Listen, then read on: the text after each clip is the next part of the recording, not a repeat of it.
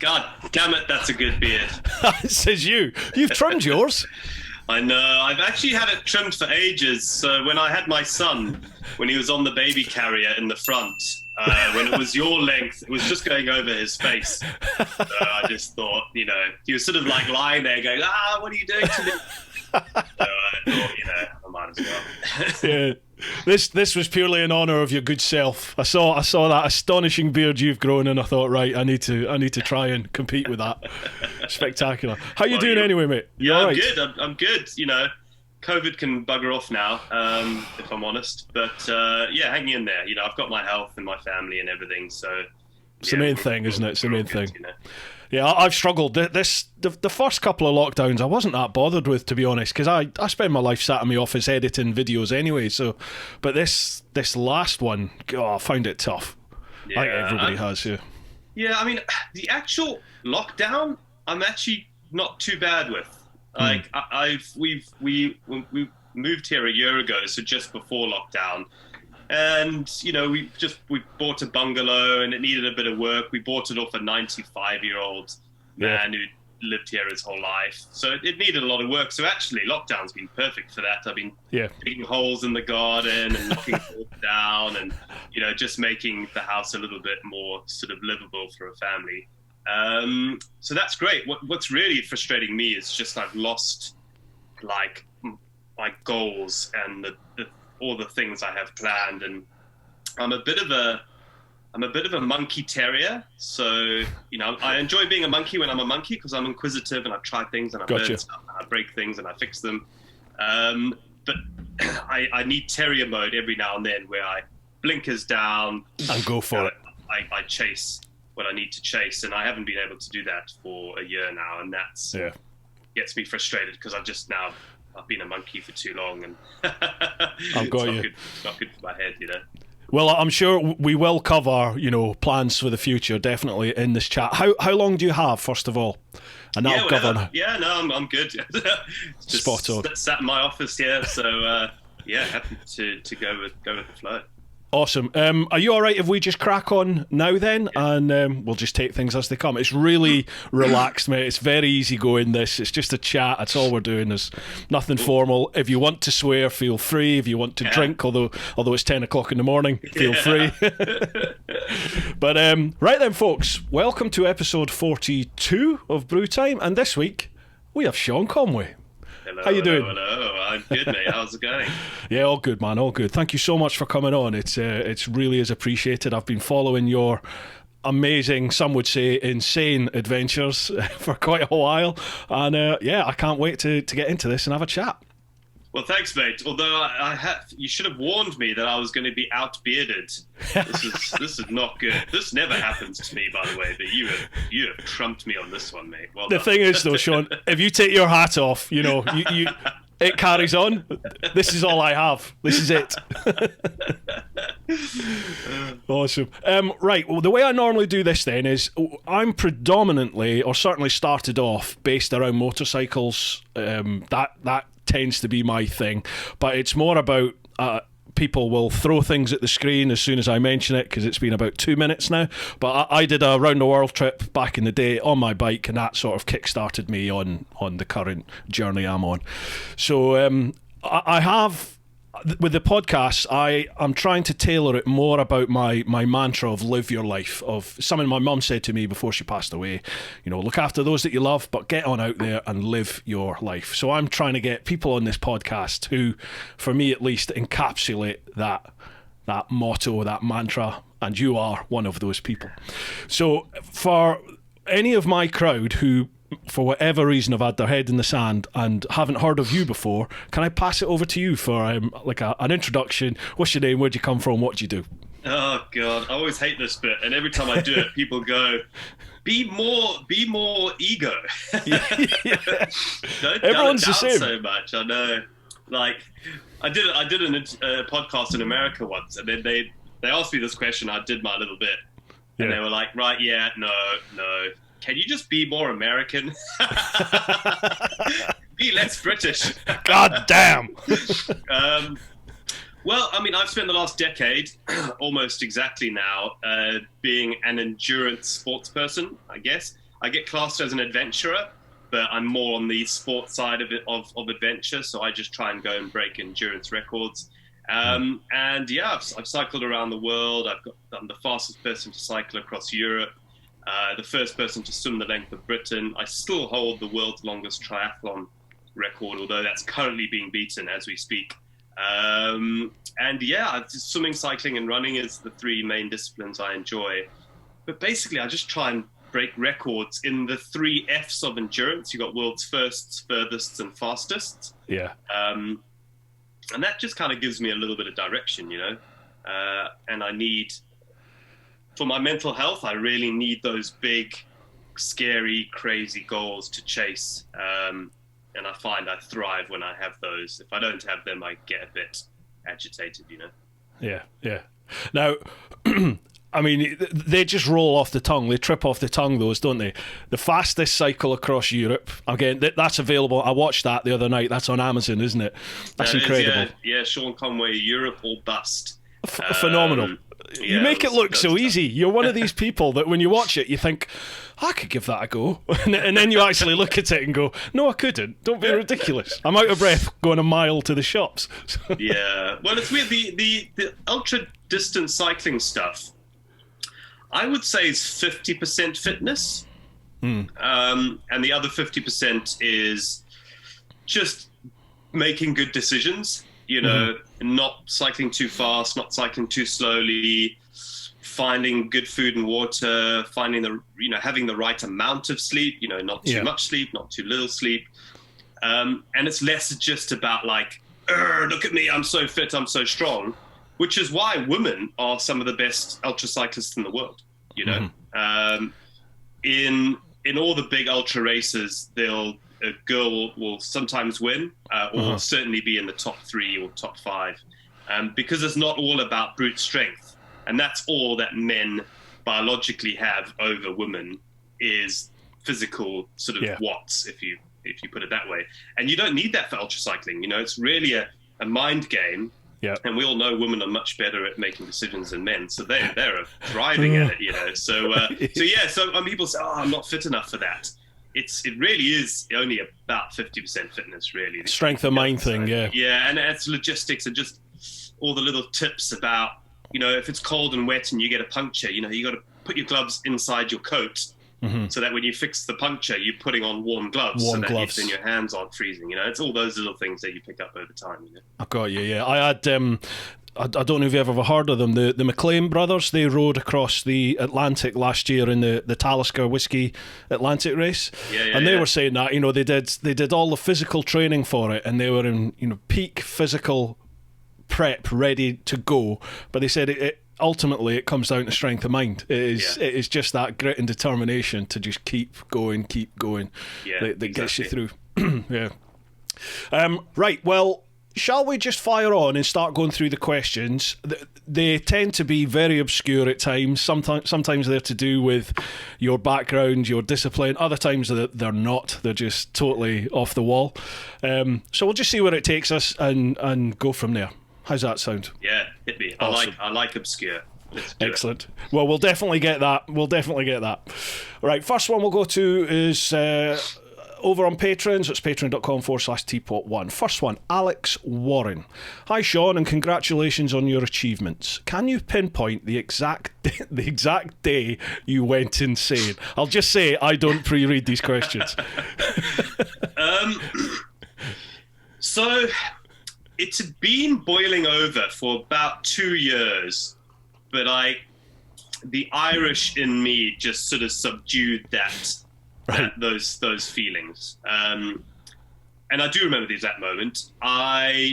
It was probably a couple of months before my 30th birthday, right? And my girlfriend at the time broke up with me. My car got smashed into by a big truck. Basically, a big truck my car was in a car park and a truck lost control, smashed into that. Yeah. I remember losing a hard drive on my laptop, and it had years of photos on it. I used to be a photographer. That's right, yeah. And it had, hundreds of thousands of photos on it, and that was all lost. And I'm sort of approaching 30, So I just remember going, just life is rubbish at the moment. And I started deconstructing why I was feeling rubbish. And, having your car written off and you're losing your laptop and your girlfriend breaking up with you, that's all pretty rubbish stuff. But there was an underlying something. And then was a few months went by, and I remember turning 30, and I think that was the actual day when I went, I'm now 30. I'm so old, but it just wasn't where I thought I would be at 30. Being a photographer, I really thought I was going to be this amazing travel photographer, traveling the world, working for big, travel magazines. And I wasn't, I'd set up a school portrait photography company, and that's what I was doing, school portraits. And I, unfortunately, was very good at it, which meant it was harder to walk away because the money was easy. It was an easy job. Yeah. Once we had the system in place, me and my business partner, James Carnegie, take the photos. We knew the best poses. We knew the poses that parents bought the most of. We would do those. We had an online ordering system, so we didn't have to deal with reprints or anything. It was just sort of do a contact sheet, send it to the parents. And the money was great. I was, 22, 23. If I went in and photographed 100 kids at a nursery school, I would walk away with $2,000. Oh, happy days. For a day's work, there's a bit of it. There's a bit of editing, and of course there's a bit of admin, getting the nurseries to book you in the first place and blah, blah, blah, but still, as a 22-year-old. And then, then a travel magazine would say, would you love to go up to Scotland and photograph this old man who lives in the woods and, or whatever. We'll pay for your travel and maybe 50 quid, and it's 2 days out of your time. You kind of go, I could do this really cool story about this old chap who's lived off grid for 20 years and there's going to be a feature in a magazine and I'll earn 50 quid. Or I could photograph a nursery and earn 2,000. It was difficult. What I should have done is just balanced it out, done the £2,000 nursery, because we all need to do stuff for money, right? Like, there's no denying it. We need to eat, we need to provide for our families, we need to put a roof over our head. Absolutely, yeah. But, so it's not as easy as just like, quit your job and go and do what you love. I'm not a big fan of just promoting that. I think it's too simplistic. So yeah, I should have just done a bit of both, but unfortunately I just said yes to all the money jobs and no to the fun creative stuff, and then turned 30 and was miserable. And that was that, yeah. It's funny, like, talking with loads of different people who've accomplished different things and different genres, there always seems to be one little catalyst that, or it's maybe not a pinpointed to an exact moment, but there's always something that's just, people hit that point where they go, I'm not accomplishing what I think I'm meant to be doing here, and people just make that switch.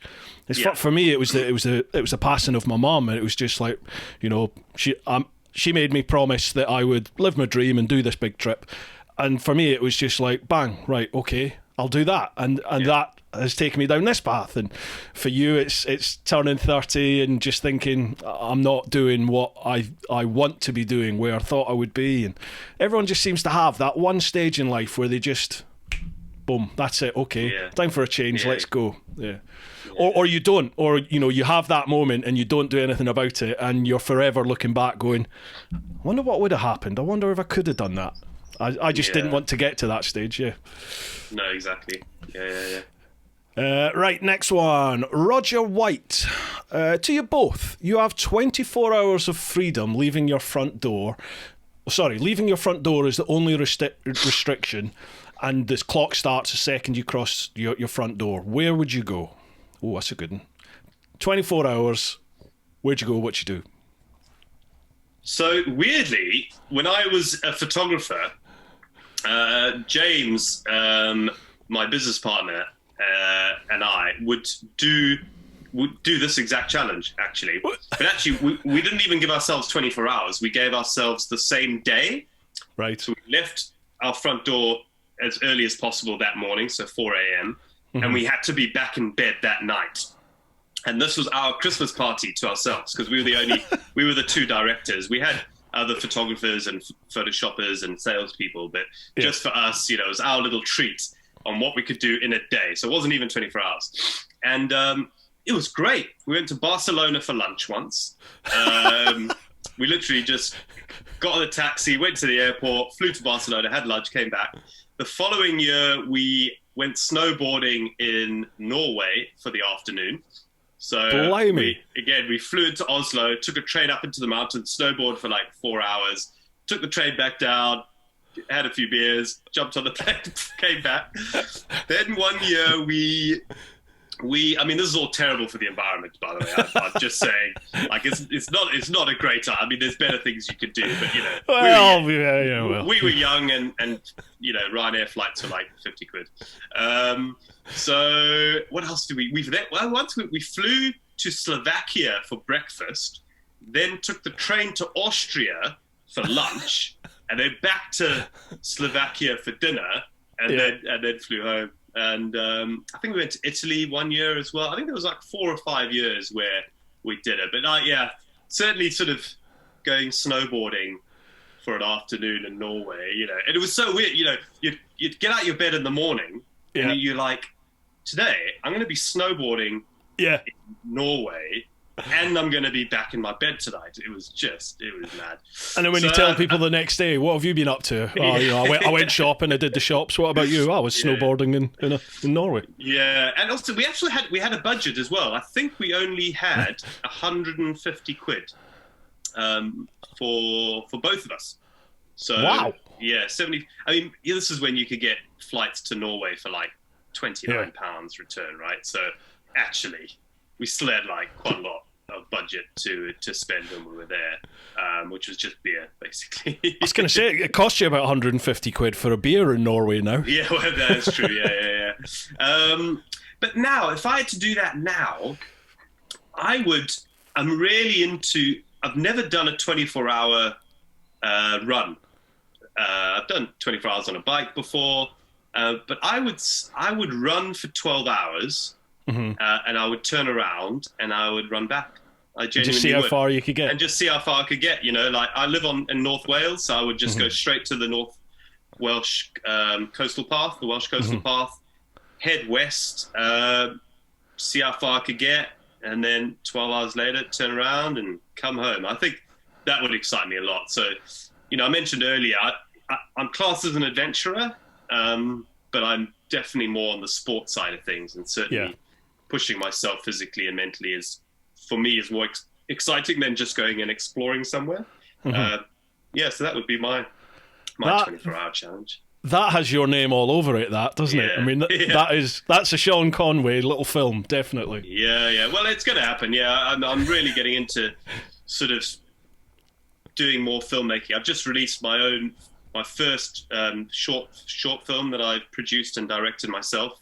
Is that 496? The 496 challenge film. It's on YouTube, so go, everyone check it out. Just search Sean Conway 496 challenge, and I'll put links, folks. If you're listening to the podcast, it'll be in the show notes, and if you're watching the vid, it'll be in the description down below. It's well worth it. I watched it the other day. It's good.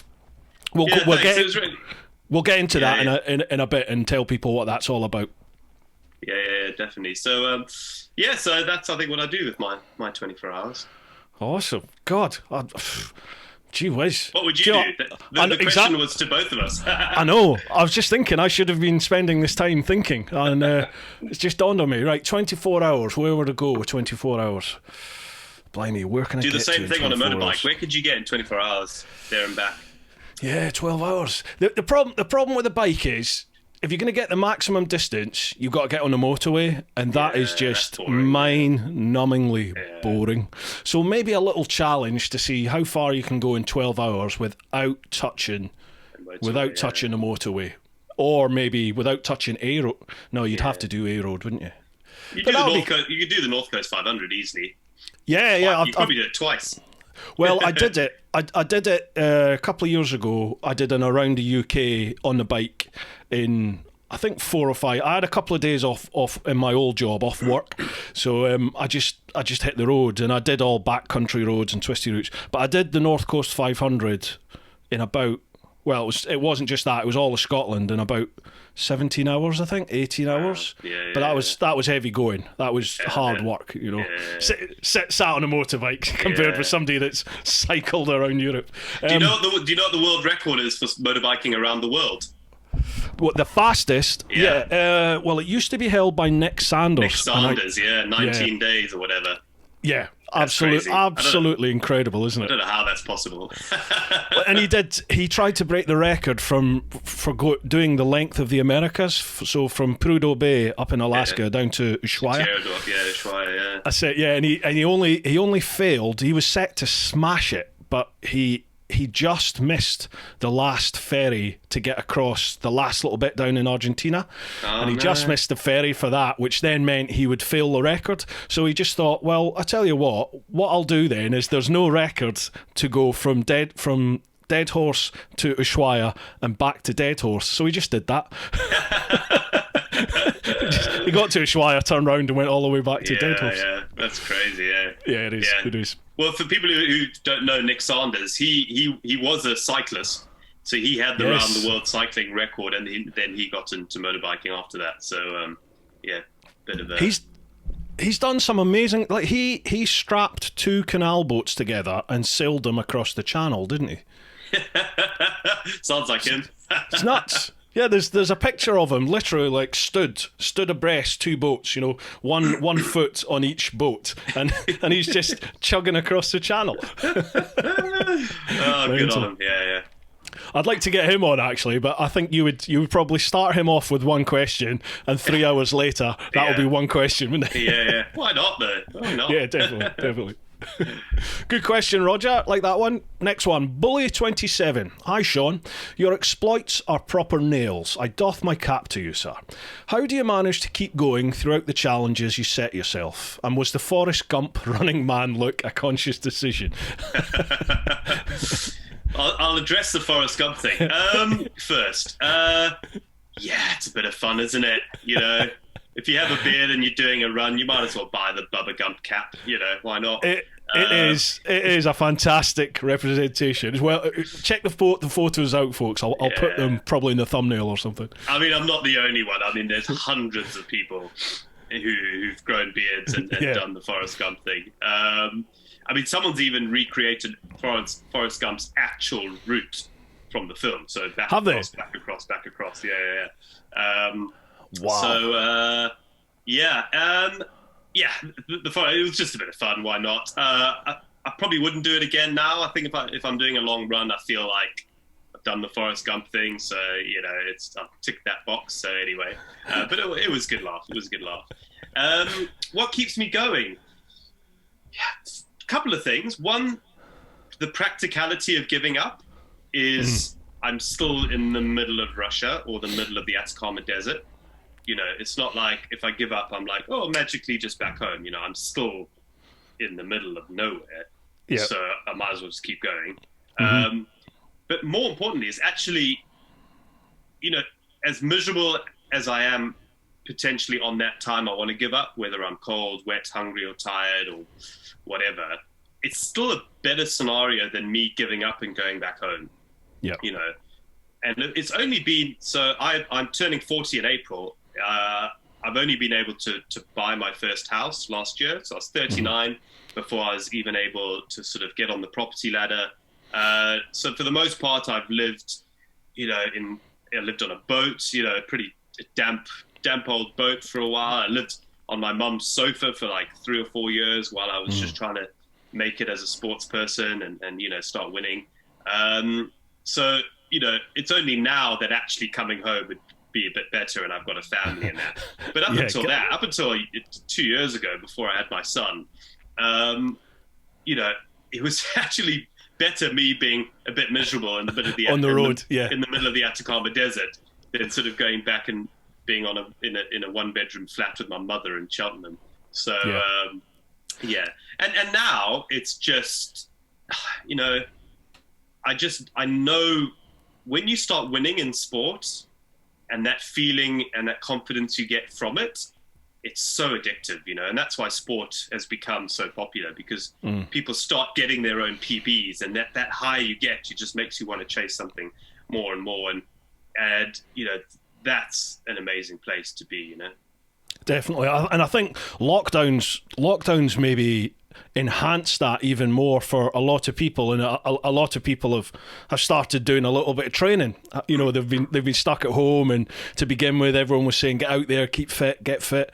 So people have started to do stuff, and you can see in those people that actually have adopted some sort of fitness regime, they're just their frame of mind, their mental strength, their mental health is so much better than those that have just locked themselves in a house and done nothing for lockdown, and it does it can't help but benefit you in every sense. Definitely getting out there and doing something.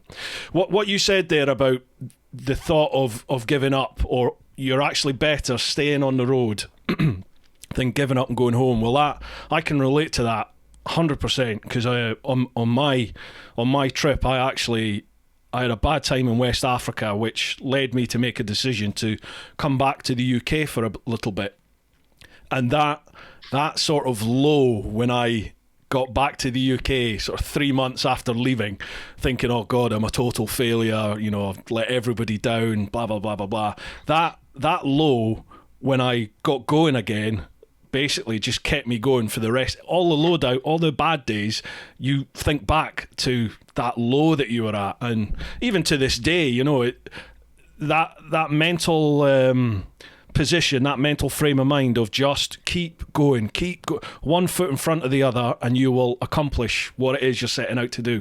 Just keep going, whatever's in front of you. Go round it, go over it, go under it, figure out a way, and just keep going. Exactly.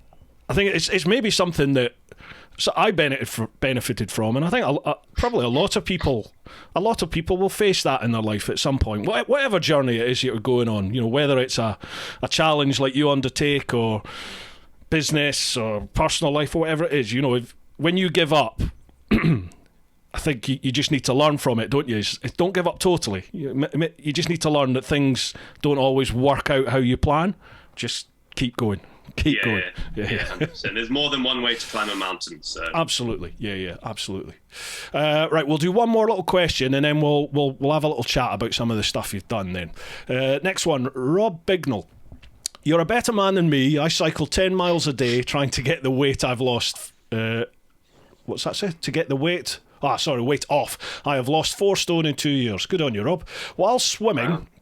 What's the worst thing you've swallowed with all the detritus that's left in our seas and waterways? So weirdly, I actually got pretty good at avoiding any salt water in my mouth. The salt water in your mouth really makes your tongue blister and peel and that. And I got to this technique where any water that went in, so I'm breathing to my right, I'd sort of puff out my cheek that was lower, so that the water wouldn't touch my tongue, and it would sort of stay in the cheek that I puffed out, and then I'd sort of spit it out the side. And that eventually just became muscle memory, which was great, which meant I didn't sort of have the horrible tongue thing, the saltwater tongue.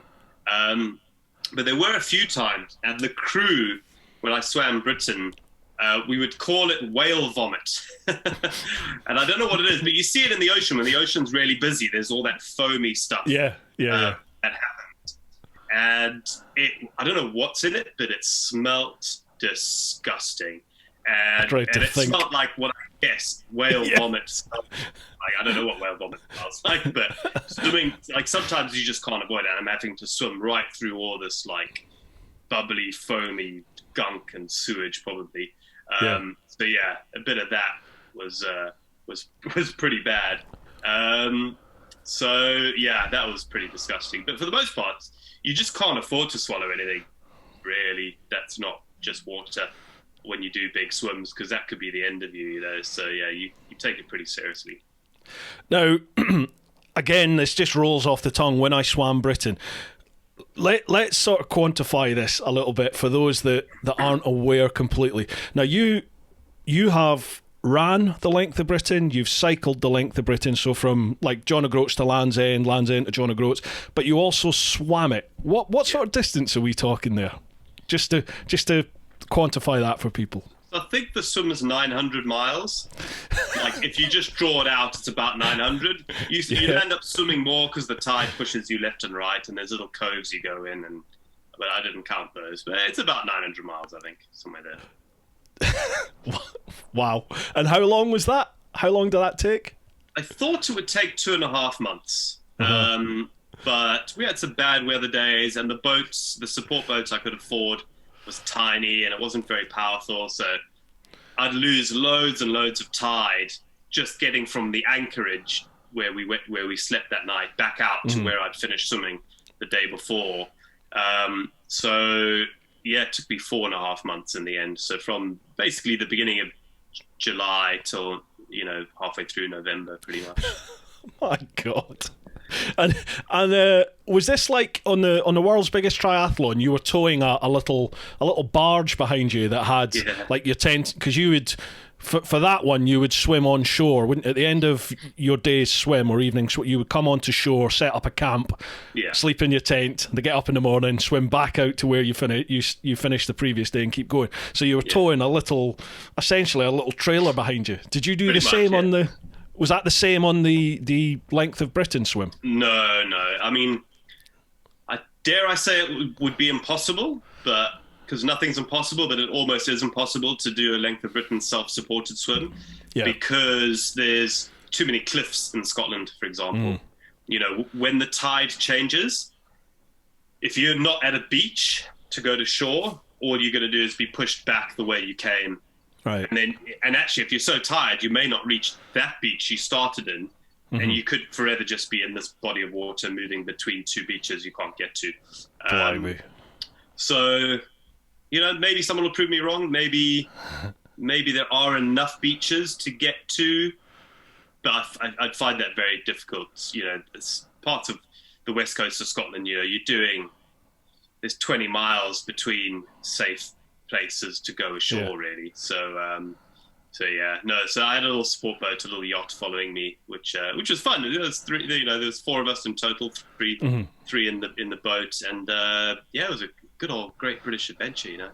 It's fantastic. What made you come up with that idea? I mean, when did that pop into your head? You just think, well, I've ran it, I've cycled it. I hadn't run it yet. I had cycled it. Yeah. So I just finished my round the world cycle, and I got run over on that one, so I didn't get that record. Got back living with my mum at 31 years old in a 1-bedroom flat on the sofa, and she was basically getting annoyed with me. And so you thought I need to disappear for a while. Basically, yeah. And sorry, man, I'm gonna have to blow my nose because no problem. I thought I had COVID, but it's just the flu. It's all those ice baths. I know. So anyway, I'm living with my mum in a 1-bedroom flat, and she's getting as annoyed as you can imagine having a 31-year-old living with her. And I just thought, and at the time I was also on the dole trying to get jobs. So I'd done my round the world cycle, which although I finished it, I didn't get the record. And I thought, well, I've had my year away traveling and seeing the world. Let me just get back into employment. So came home, signed on, went to the job center, just applied for loads of jobs. Some photography jobs, mainly cycling related jobs. So jobs with like Sustrans and bike shops and bike works, anything that was cycling related. But yeah, for like 6-7 months, I didn't even get one interview. So eventually I thought, well, I better, maybe if I just go and plan some new adventure, I'll get sponsorship, which will sort of allow me to buy food type thing. And it'll get me out the house. So basically, I kind of became an adventurer because I was skint. I kind of had to, it was just a way for me to do something, get some funding from sponsors, and get me out the house type thing. And that's when I thought of doing the swim. I wanted to do something in Britain. I loved my cycle when I cycled Land's End John Groats in 2008. And I just wanted to do something in Britain, and a swim seemed like a fun thing. Like I saw Dave at the time. Dave Cornthwaite was swimming down the Missouri River, and I saw his posts, and it looked idyllic. He'd be swimming along, and then they'd set up camp on the shore with a nice fire, and he had some crew, and they're all laughing, drinking beers. I thought, man, this is easy. This will be great fun. It's very, so that's what I thought. And I also thought it had been done. Like I was adamant that someone had done it before me. So my initial thoughts was maybe I could be the fastest person to swim the length of Britain.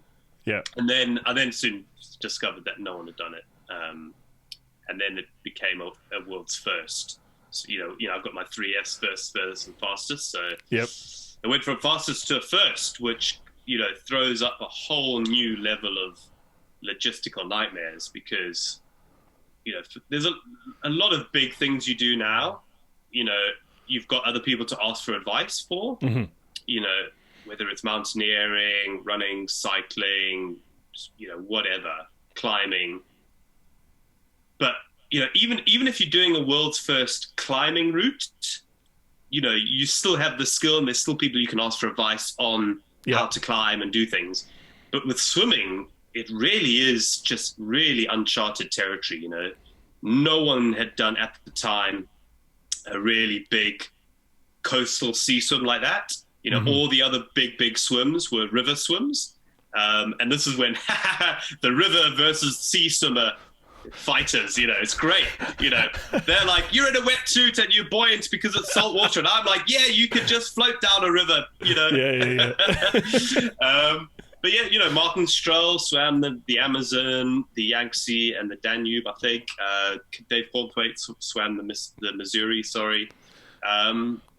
And so these are river swims, which are very different. You've got... the water's dirtier, usually it's more polluted, river swims. There's things that bite you, sting you, and eat you. Yeah, exactly. There's logs in the water that you can't see, and that was a big thing for Dave.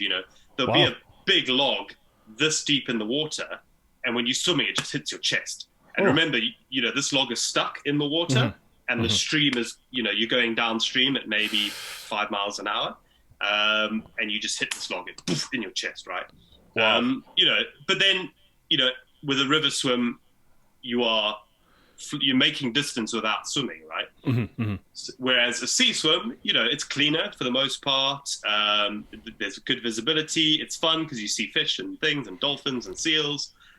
You're in salt water, which is you're a little bit more buoyant. You feel cleaner at the end of each day in salt water, I find, than if you do a sort of a dirty river swim. Right. But you don't have, you have tide to help you, but then you've also got massive waves, and and no one had done a big coastal river swim. A French guy, Ben Lecomte, had swum across the Atlantic. Kind of, people question whether he drifted at night in the boat because of the Gulf Stream. You can't, if you finish swimming in a day, it's almost impossible to keep in that position because of the Gulf Stream and the winds. So I think what happened is when he finished swimming, he just drifted at night and then got back in because he swam it way too quickly, basically. How quickly did he cross the Atlantic then? I think 3 months. People have rowed it slower. Absolutely. And I think someone worked out that his average swimming speed was like 8 miles an hour, which, But I don't think he was lying. I don't think he was lying to anyone. I just think he said, this is what I'm going to do. I'm going to swim all day and then get in the boat and we'll try and hold position. And if we can't, I'll just get back in and keep swimming. And he still swam for 3 months. It's still a fantastic achievement, isn't it? It's pretty hard, It's pretty hard. Pretty hard. Yeah. So, other than him, there's very few people out there who I could have asked for advice. There was an Italian guy who sort of did a couple of overnighters, and he also used to drag a raft. And he'd just swim from island to island in the Med. But yeah, doing a sort of quite a cold water swim up the coast, no one had done before back in 2013 or the end of 2012 when I was planning it. And yeah, it was just hard to get advice from people when A, no one knew what it was really like, and B, most people thought I was kind of wasting my time, especially because I'm a non-swimmer. You know, I'm 5'7", maybe 5'8", you know, on a good day. You know, so I'm short. I'm not very powerful. You know, I don't have big, powerful shoulders. I can swim. I knew how to swim, but I don't know. I'm not that strong, you know. You also say you're not a runner, but you know, you ran the length of the country. Yeah, but I mean, I did it slower than Eddie Izard would have done it. So he is. I would love to get him on here. Wow, that guy is. That's incredible. What the things that he's doing at the moment. He's actually nearly run me over, literally. Has he?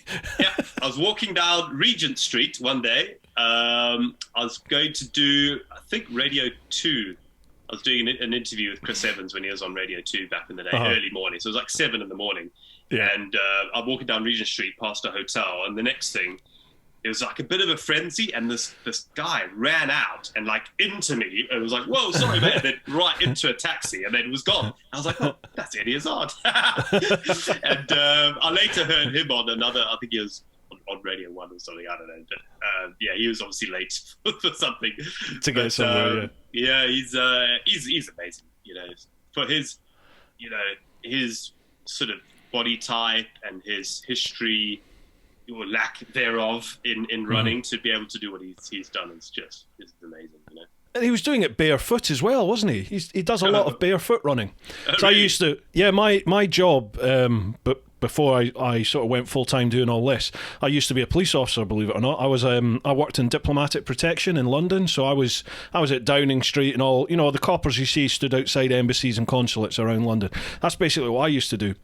And we used to see Eddie Izard running up and down Whitehall sometimes, you know, just out on his runs, and he's running barefoot in central London. You're like, wow. Yeah, I know. Braver man than me. Yeah, definitely. Yeah, that makes whale vomit seem like a walk in the park. Yeah, exactly. Yeah. Right, let's crack on with some more questions because there are loads. Mark Fulcher. Evening, me ducks. Question to you both. I'm pretty sure that we're all guilty of purchasing the odd snack when visiting the old petrol station. I know I can't resist grabbing a tin full of Fat Coke and a Yorkie Duo, raisin and biscuit, or Twix.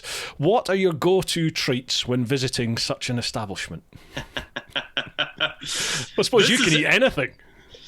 Yeah, but I don't agree with sugar, like physically. Like I mean, I eat it. I have sugar in my tea, which my wife thinks is hilarious because I'm like this anti-sugar guy, but I can't do it, man. I can't have tea without sugar. I've tried so hard as well. I grew up in Africa where tea is a sweet drink. It's sort of a dessert drink, you know. You have it at the end of your meal and it's sweet and it's a bit of dessert, and I've never shaken it, you know. So yeah, I mean, I don't really have that much sugar. I'm also gluten intolerant, which makes actually most of service station food inedible, really. But interestingly, I have quite a lot of experience in this exact matter because I've just done this 496 challenge, as we mentioned earlier. Yep. And as the mileage was ramping up, I'd explain the 496. If you run 1 kilometer on the 1st of January, and then 2 kilometers on the 2nd, 3 on the 3rd, and so on, you eventually obviously run 31 kilometers at the end of January. If you add that all together, it's 496 kilometers. So even on my blackboard, which is just the wall in my office, I have all my running days there. But certainly from about 16, 17K on, I would be running far enough to have to stop and eat. Not have to, but want to stop and eat. And there was this one service station near me on my loop. And I don't know, I don't really have that many treats. You know, I'm quite like headstrong in what I need to eat. But I would buy almost the same thing every single loop that I would do when I went past the service station, and that was a bag of trail mix, you know, which is just nuts and raisins, and I think sometimes there would be a little chocolate-covered raisins as well in that one. I'd buy an apple. I would buy a packet of crisps, and a coffee. Those 4 things every time. Because there's no gluten in any of that. There's a little bit of sugar in the apple. There's lots of protein and fat in the nuts and raisins. And the coffee's just kind of nice, warms you up. And also caffeine does help metabolize carbohydrates a little bit as well. And the crisps are great. Crisps on average are 500 calories per 100 grams. Salt in it, good salt in it, good, not good fat, but there's fat in it, and carbohydrates. So yeah, that would be my go-to thing, really. But yeah, I'm not really one for. I mean, every now and then, if I feel I've got a sugar low, I'll just buy a bag of sweets and just have a few, just because I'm feeling. Because you need sugar, It's not just. I'm not a big fan of just like cutting all sugar out permanently. I think it's good to do that and just see how you feel. We're all got different body types. We've all got different blood types. We all have different diets. It works for some people. It doesn't work for other people. But certainly, I do limit my processed food as much as possible.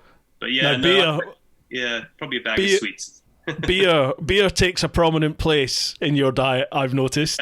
It made me laugh when you were talking about the 496, because in that 496 documentary, folks, again, links down below, when you hit the final day 31, when you get to the halfway point, you stop and have a can of beer and then carry on the rest of the run with this beer. And I was just now that is a man I could get on with, definitely. Yeah, I mean, I try not to take myself too seriously, and of course, if I'm really operating at a really high sort of endurance level, then alcohol's terrible for your recovery mainly.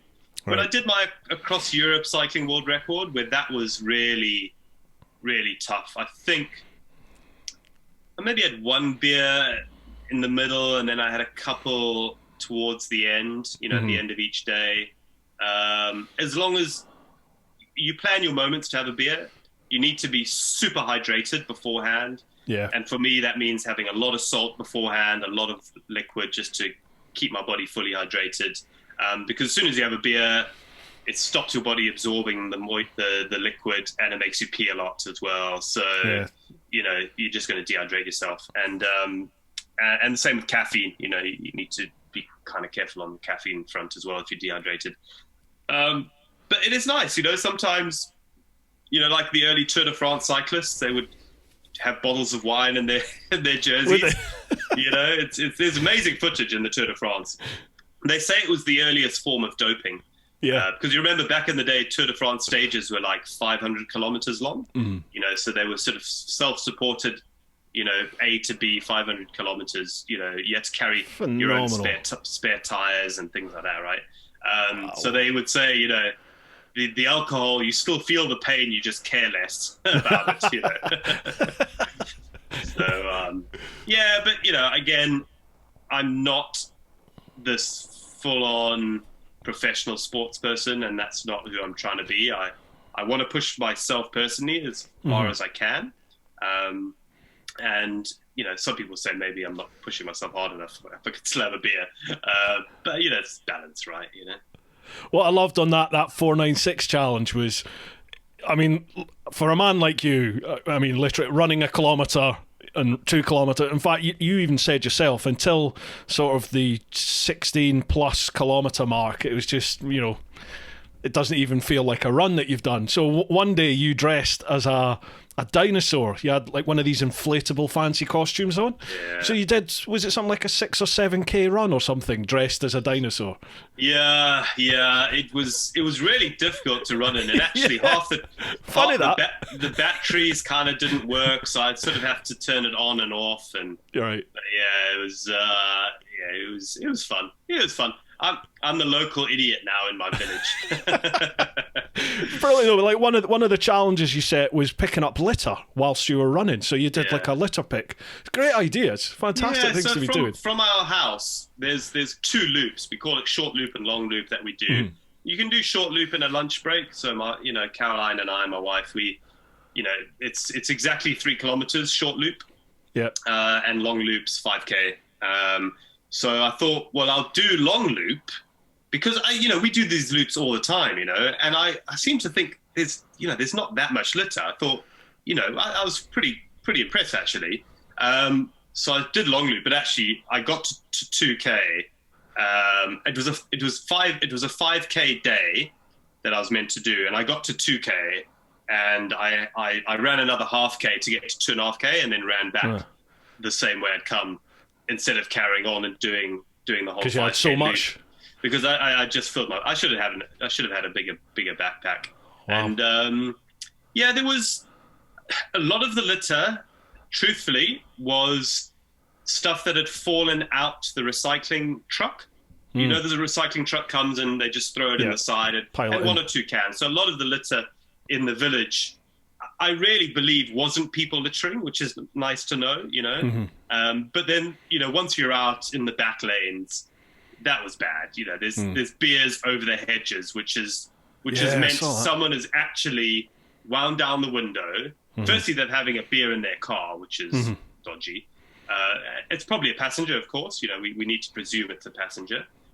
But they're going along. They wind down their window. They finish their beer, and they've just gone over the hedge. And I'm just like, someone's taught them that, And I just don't know how or why they think that is acceptable, Yeah, it emphasises that it's a conscious decision they've made to do it, isn't it? Yeah. And because sometimes you see litter out on the fells, and I'm a firm believer that a little Snickers wrapper out on the fells is someone who's put it in his pocket and then put his phone in, and then when they take their phone out, it's fallen out. And they've not known about it.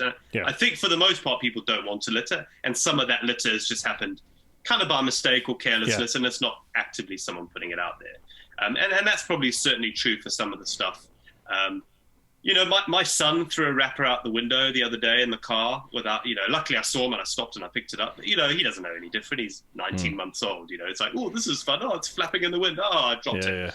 So I do think that most people are pretty conscientious, but there's certainly some stuff where you just think, this is deliberate, and that's not good, Yep, absolutely. Right, next question. Right, Pete English. Now, Pete is a regular on the podcast. He's been on himself, actually, as a guest, and he's quite famed for his unique style of questioning. So let's see what he's got in store for you. Hi, guys. Hope you're both fitting well. Question. What's the one bad habit that you wish that you could get rid of, and how does it hamper your enjoyment of life?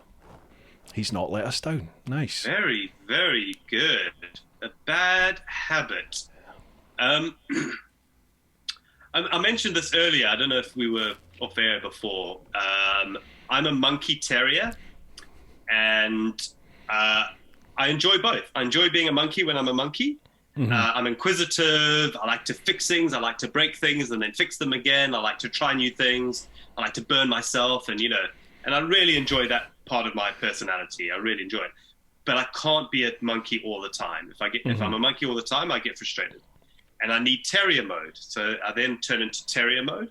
And that's why I feel I'm probably quite good at as an endurance sportsman, because I'm able to get into terrier mode when I need to get into terrier mode, and I chase something and it's blinkers on and I go for it.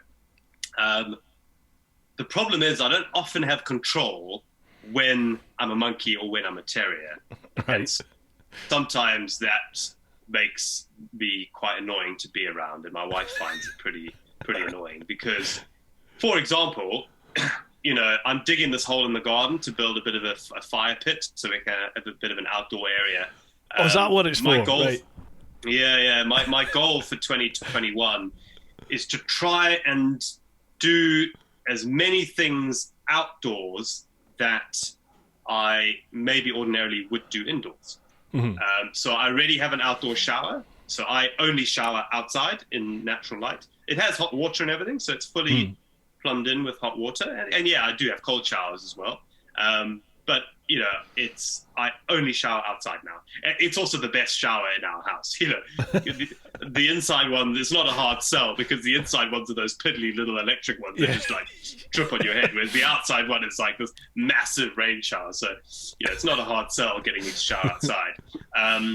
I'm putting in an outside bath as well, so that when I want to have a bath, it's, and really nice. This is Pinterest material outdoor bath, on a wooden deck with some ferns around it and some nice lighting. It's gonna be epic. So not your wheelie bin ice bath that you. Not my wheelie bin. I've still got that. That's still down there. That's that has a place. Get on Sean's Instagram again. I'll put links down below. But your homemade ice bath was basically when he finished some of his runs in the depths of winter. There was snow. He'd fill a wheelie bin up with water from outside, and then chuck load of ice in it, and then get in it. Yeah, it was. It works. Yeah, it really does work. Oh yeah. So now I'm digging this area out to make an outdoor seating fire pit. So instead of sitting in front of the TV at night, I want to go and sit outside and sit in front of the fire, right? Yeah. So I'll be sitting having dinner with my family, and I'll notice like something wrong with the bit that I've dug, and maybe there's a bit that I need to dig a bit lower because it's not all flat yet. And I'll be like, all of a sudden, stop talking. I'll be like, eating. Yeah. And then I'll be like, right, are we done? Right, I've got to go buy it. And then I need to go because I have to, in my head, there's this bit that I haven't dug properly and I need to go and dig it right now. And my wife's like, we're having dinner, come on. So that's the annoying bit is I don't know when to turn off my sort of terrier, my work mode. And my wife finds that really frustrating. And I find it frustrating because, actually, if I just said, right, you're going to do stuff from 9 to 5, and that's when you do your stuff, and then afterwards you don't do work. But I struggle with that because I quite enjoy not having routine. Yeah, it's part of the reason I chose this job is that I can work from home, I can be around my family. This afternoon we're going to go do the long loop, at 2:00, on a Friday. Why not? Because I work from home and I have that flexibility, right? So I fight in my head a lot with this concept of just turning off and chilling out and maybe watching a bit more TV type thing. I'm not very good at that, but I think there's a place for it. I think there's a place for just sitting down, relaxing, having a nice whiskey, and watching. What's my wife watching now? Dawson's Creek. Why not? Dawson's Creek. It's about 40 years old. Maybe I'll get into it. Who knows? But, I think that's the one thing that I struggle with every day is just this balance between sort of working and not working and average, just taking some time out to relax because, burnout is real, Absolutely, yeah. It's. I think anyone that's self-employed will go through the same sort of thing. That's my first year now being self-employed, and I find I'd work, 15, 16 hours a day, 7 days a week. I'm loving it. Yeah, but you're loving it. That's the problem. I'm doing what I enjoy. But I remember I had a guy on this podcast who's an American motorcycle YouTuber called Chase on Two Wheels, and he's one of the biggest in the world now. And chatting with him, he was like, I got to that stage, and then I suddenly realised that I'm letting other parts of my life slip, like his relationship with his wife and friends and all that. So he makes a conscious decision now. He works Monday to Friday 9 till 6. As soon as 6 o'clock comes, everyone in his sort of film crew knows that's it. Boom, that's Chase done. He's switching off and going. So I thought to myself, over Christmas, New Year, I took a week or two off there just to spend time with my wife. And I thought, right, I'm going to try and do this sort of Monday to Friday, office hours. Let's try. And I just can't get into it. I much prefer to work when I'm in the mood to work. And if I'm in the mood to work 15, 16 hours sat at the computer doing it, then do it because I'm in the mood. So, I'm going to create my best stuff when I'm in the mood to. When other times you get up and you sit in front of the computer and I'm like, I'm just not feeling this today. Yeah. You end up sat there for 3 hours looking at a screen thinking, I can't be bothered, and so exactly. Yeah, I don't think I'm ready for that sort of routine yet. No. I'm just going to go back to working whenever and see what happens. Yeah, exactly. Right, Paul Wells. Hi to you both. As you're both sporting fair amounts of facial growth, what is the most disgusting thing you've found trapped in them? Beard foraging. Yeah. A friend of mine put an Argos pencil in my beard once, and I only found it like 4 hours later. Without me knowing, we're in the pub, and it was a bit like, "Hey, Sean, how's it going?" All this diversion tactics. He slipped it in the side here. No, what have I found in my beard? A tick. Had ticks in my beard. Did you? Times, actually, and I'm like, how did they get there? They've obviously rubbed off on my legs and then crawled all the way up somehow and buried right in there. I've had that a few times. What else have I had? I've had a big beetle cycling along, like a massive beetle, one with the real spiky legs. Yeah. And then it's like you can't get it out, and the wings are going everywhere. And it's stuck in. Oh. Yeah, massive beetle. I've had that a few times. Don't know if I've had anything really disgusting. My son once vomited all over my beard. Nice. I was like, when he was really young, he must have been only about 5-6 months old. I was sort of picking him up in the air going, "Oh, Gucci, Gucci, Gucci." And he just vomited. Wow. And it was just like all in my beard. I was like, and we were in a restaurant, so I wasn't even at home. So now I'm like sitting in this restaurant with, this like white beard of vomit and milk. And, delightful. My wife hates it when my top lip's wet. So like if you have a drink of anything, then obviously it gets all wet around there, doesn't it? And you're forever going, well, she just hates that, so she won't kiss me anymore. And I just find if you eat anything, I think I've got past that stage now, but when it gets to a certain length, I would always, every time I'd bring like a fork to my mouth, I'd always bring beard with it. So I would end up with some beard in my mouth. So meal times could be sort of like feeding a 4-month-old sometimes. Yeah. I hold mine's quite short now, but when mine was sort of your length, I would just have to hold it back to eat, to be honest. Yeah. And it was just, I didn't even know I was doing it until people would be like, "Oh, look how he has to eat." I was like, "Oh, God, yeah." You've always got like a handkerchief at the ready, haven't you? So it's like a forkful, pat it down. Yeah. Yeah, I don't think I've caught anything horrendous in my beard. When I'm on the motorbike with my lid during the summer, I just let the beard go free. So the helmet stops there, and then the beard's flapping about underneath. So you get the odd little flying beasties and stuff in there, but I've not had anything like you've had. As far as I know, I've not had ticks and beetles and stuff. Talking of beard problems, how are you doing masks at the moment? I'm finding that a real struggle. It's a token effort, isn't it? It's like, okay. It's just, it goes up and then, I think at the moment I found a buff mask. Yeah. So it's actually made with proper like surgical stuff, and it has the bit for your nose, the bit of wire, but then is a buff, so it goes all the way down.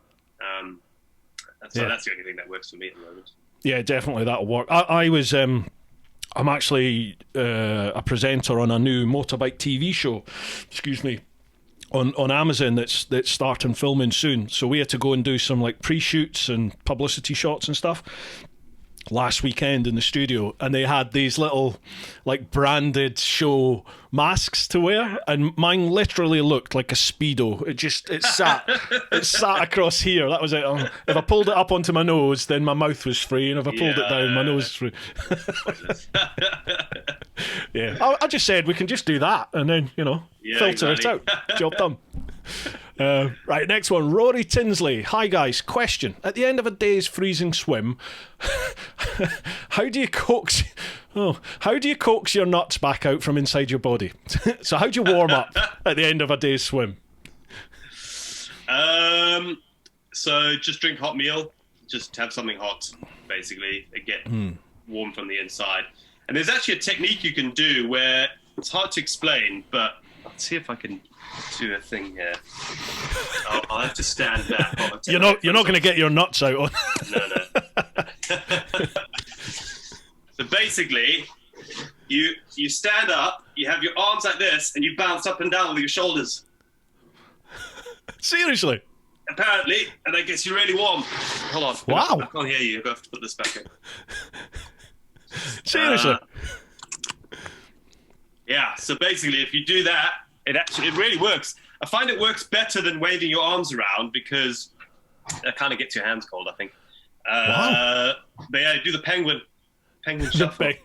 Do the Bollywood shuffle. Yeah, exactly. So yeah, that works. Just run. Or what I find is, I mean, depends how long you swim for, of course.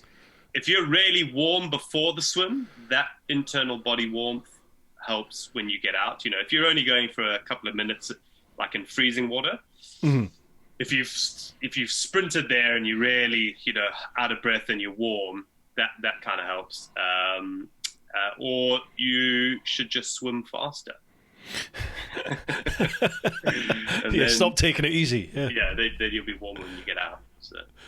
Did you struggle with that then on the coast, the length of Britain swim, or even on the triathlon swim? Did you not find that you were battling like hypothermia at stages? You must have. You can't keep warm all the time when you're in the sea, surely. Yeah, no, I was freezing the whole time. Yeah, I was back in 2013. I wasn't too clued up on nutrition. I mean, I was, but also there was a bit of a budget thing. I didn't really have enough money to get good nutrition, and also the boat had this terrible old paraffin stove which never worked. So we're trying to cook for 4 people on a jet boil, pretty much. So, you know, you're really limited on what nutrition you can have with a jet boil. So, you know, even my porridge in the morning was just cold with water. So it's oats, rolled oats with water, which is pretty disgusting, you know. And it's good Scottish. So I was pretty behind on my nutrition, which really didn't do me any favors, you know. Wow. When I did my longest triathlon swim, which was only 120 mile, I was a lot better on the nutrition side. So I was eating better. That really helps. Really helps. But yeah, no, the swimming Britain, I was just constantly cold, and I'd lost loads of weight, and I also wasn't strong enough as a swimmer. So I really was swimming quite slowly. I was probably only swimming 1 mile an hour, which is pretty slow. So I wasn't getting warm that way. You know, not having enough food. There's just millions of reasons that I wasn't doing myself any favors. You know, had I had a bigger boat, I think that's what it came down. If I'd had a bigger support boat, I'd have got better sleep. I would have been able to warm up before I got in the water, because the boat was so small. You know, you can't even do star jumps because it was freezing. You know, I was also putting on a freezing wetsuit, so the wetsuit's outside because it stank of pee. You know, and it was 3 or 4 or 5 degrees outside. So I'm putting on a wetsuit that was already freezing cold. Couldn't warm up before, and then didn't have a cooker or a stove to eat substantial meals. So I was eating these sort of ready meals, boil in a bag meals. So we could kind of just about get those. But I also didn't realize I was gluten intolerant. So I would sort of have loads of pasta and then feel really bloated and have kind of not diarrhea, but like really runny tummy as well. Yeah. So yeah, there was loads of reasons that, you know, I probably would have done it a month quicker had I just had a bigger boat, like genuine. I would say almost certainly a month quicker. So I spent 30 days, you know, swimming for just purely because I logistically made things difficult for myself. Wow. Now you said there's somebody breaking the round the UK record as we speak. Is that right? Is that Ross? Is that chap Ross? No. So Ross became the second person to swim Land's End John O'Groats, and then the show off went and carried on to the whole lap. Bloody hell! You know, he's an utter machine, isn't he? Yeah, he's a machine, man. Yeah. He's amazing. I mean, and he did exactly what I should have done, which is have a bigger support boat and start a month earlier. You know, those two things were the made my life a lot more difficult, having a small support boat and starting in July. So Yeah, and he's a machine, you know, and he's really knowledgeable on nutrition and science and stuff like that. So yeah, you know, it was amazing, his swim. No, the record that's currently been broken is the world's longest triathlon. And actually, it's a guy called Jonas Deichmann. He's done the swim leg already. He's now on the cycle leg. And I think he's just trying to get me back because I broke his across Europe cycling world record. Right. That chap. Yep. And now he's trying to break my triathlon world record. So, and he's smashing it. You know, he already broke. So as part of that triathlon, I inadvertently got the record for the longest self-supported swim, like completely self-supported, where you just have you're dragging your own raft with all your kit and stuff. And mine was 200K. I think his was 400 or 450K. Wow. And he's done that already now. So he's on track to smash it. So it's great. And he's a good guy, Jonas, you know. And so we helped, you know, he was helping me with his Europe record, and now I'm helping him to break my record. It's quite a cool little setup we got going on, you know. So are we going to see you revisit that record yourself then? Or? Oh, no. No. Too miserable. I've done my time, man. I've done my time. Which one was it? Was it the triathlon cycle or the Europe cycle you did on the bamboo bike? The triathlon. That was a triathlon. Yeah, so you bought that bike on Amazon, is that right? You bought like an Amazon. Well, Instagram actually. Yeah. Instagram. So yeah, there was. I saw it on Instagram, and it was a charity in Vietnam actually, helping single mothers with employment. You know, building these bamboo bikes and selling them. So I thought it'd be nice to support that charity. I think it was a nice initiative. I like the idea of doing something on something that was once a tree. Yeah. Like that kind of tickled me a little bit. And also I wanted to show people that you don't need a £10,000 fancy bike to be able to go off and do one of these long adventures. And yeah, it was great. It's a really comfortable ride, actually. The bike's heavy. It was a heavy frame. Yeah. I think, you know, the whole bike came in at maybe 14, 15 kg, so that's pretty heavy. But the ride was comfortable. I mean, the bike itself wasn't made particularly well, sadly. And it was all wonky and stuff. But, it was squint, wasn't it? Yeah. The front wheel was 10 centimeters off to the right. So, you know, cars were stopping at traffic lights going, mate, stop cycling, your wheel's about to fall off, you know? Yeah. So I was in this constant sort of like, and then the seat post was angled at the other direction. So it was like this real weird angle. But and tell people how far you cycled on that bike. It was like 3,300 miles in the end, maybe 3,500. I can't remember now. on a bike that was like this. Yeah. But yeah, you know, just is what it is. Get on with it, you know. There's nothing I can do about it. And I kind of liked that it was a bamboo bike. You know, when I got up every morning to get on Matilda, the bamboo bike, I was like, this is cool, you know, she's cool. Yeah. Like it inspired me to get on the bike, so that was important. Yeah, definitely. Again, it's something different, isn't it? It's something unique. Yeah, exactly. Good on you. Next question, Adam Sheard. Hi guys, hope you're both well. First question for you both. When the going gets tough, do you have one thing that you mentally focus on that gets you through, or does it vary depending on the time or the challenge? Ooh. I don't have one thing. I have a list of things. I call them the 5 pistons of endurance, which is food, water, sleep, muscle management, and motivation. And I'm just constantly analyzing all of those. You know, how much food I'm getting, what type of food, you know, what's the carb, fat, protein ratio on it? You know, is it fresh food? Is it processed food? Because I don't often have a lot of choice. Yeah, I just got to eat what I can find. You know, that's water. How much water am I drinking? How much salt do I need to absorb that water? You know, how heavy is that water to carry? When is my next water stop? So that, you know, there's no point in carrying 3 kgs of water if you can get water in the next hour. Yeah.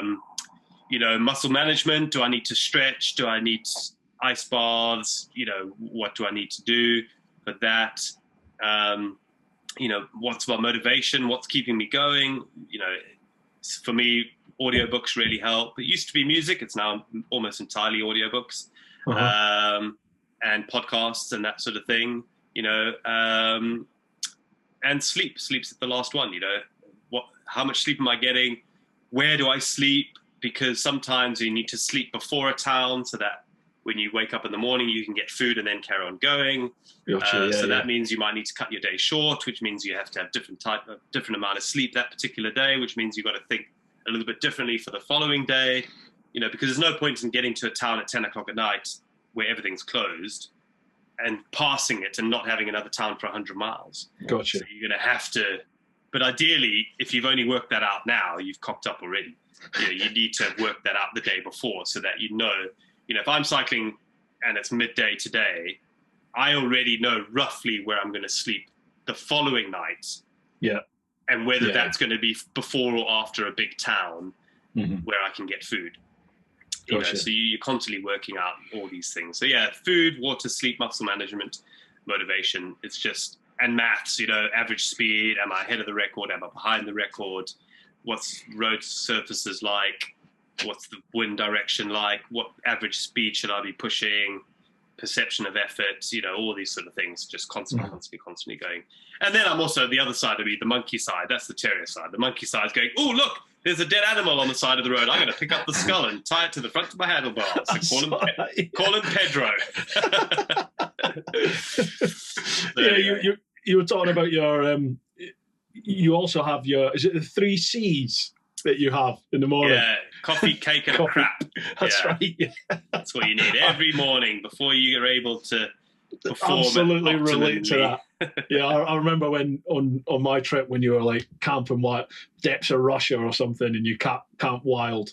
That was just my thing as well. It's like you wake up in the morning and nature works its course, doesn't it? It's like, where am I going for this one? You feel so much better for it, Absolutely, yeah, definitely. Adam's got another question. It says, question for Sean. What percentage would you put on the importance of mental fitness compared to physical fitness in your endurance events? It's a really difficult one because, everyone says, oh, it's not about, the body, it's all about the mind. Yes, but if you're not fit enough, you ain't going nowhere. You're not going to, if you just want to complete something, then yes, it's all mental because you could crawl it and still complete it.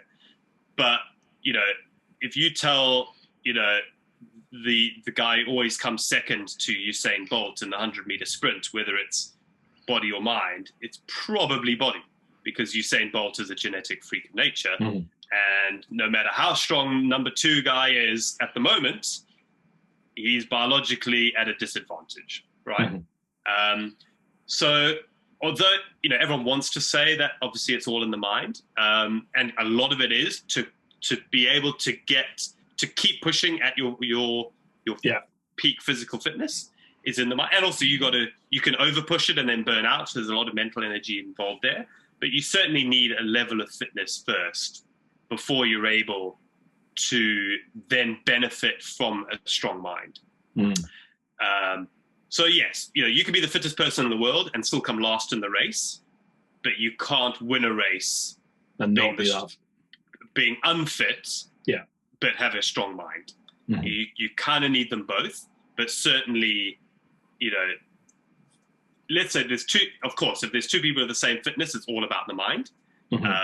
Certainly, yeah. So there is an element of both, but you can't, especially with running, you could be the strongest, and I struggle with this a lot because with cycling, there's less risk of injury. So it is a lot more mind related. Right. And if I move that to running, all of a sudden I'm just getting injured because I'm thinking I could jump on a bike and cycle for 40 hours tomorrow. I could jump on the bike, cycle for 40 hours, sleep under a bush and then carry on. There's no way in a million years I could do that running. I just get injured because I'm not strong enough. So that's sometimes where having a strong mind, because I think I'm like, I can do this. Yeah. And then you blow your knee out or something. So yeah, there is a big share. I'm just wary to just fly the whole "it's all in the mind" thing, because then people just get injured, and then they write me long emails saying, "You told me I could do it. You told me I could do it, Sean, and now I can't walk, and I got a ruptured kneecap, Sean." So yeah, I'm definitely guilty of that, because I'm always promoting the strength of mind. Just keep going, just keep going. But for me, when I do stuff, I am no physical specimen. So I'm not thinking I've got to win, I've got to beat. For me, it's just I've got to complete, I've got to finish. So that's the difference with me. I'm not out to set any records. I just want to do whatever it is I've set. I can do that. I'm going to go for that. Yeah. And at the moment, I'm sat on a motorbike, so as long as there's fuel and the engine's working. RSI on the old hand, man. That accelerator, This is it. Really, Definitely. It's really difficult. Definitely.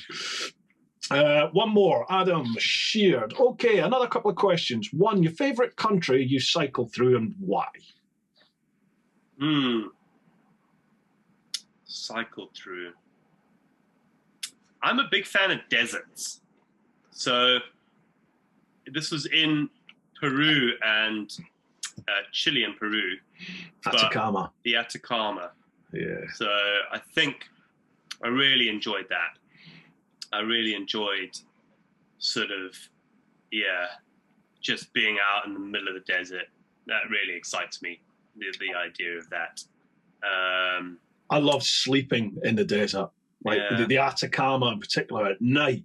The stars at night were just amazing, phenomenal. Yeah. Never seen anything like that. Yeah. So, so that's the place that I've probably got the most reward out of crossing on a bicycle is the Atacama. If you just want to enjoy cycling, go to France or Italy. Everyone cycles. It's the food is great. There's amazing roads, amazing mountains. There's loads of other cyclists you can chat with, and it's just easy. Cars are pretty accommodating towards cyclists. There's good cycle paths, and if you want it to be flat, you can find flat bits. If you want it to be hilly, you can find hilly bits. And the weather's good for the most part. Yeah. I would say those two different types of fun. Type 1 fun, type 2 fun.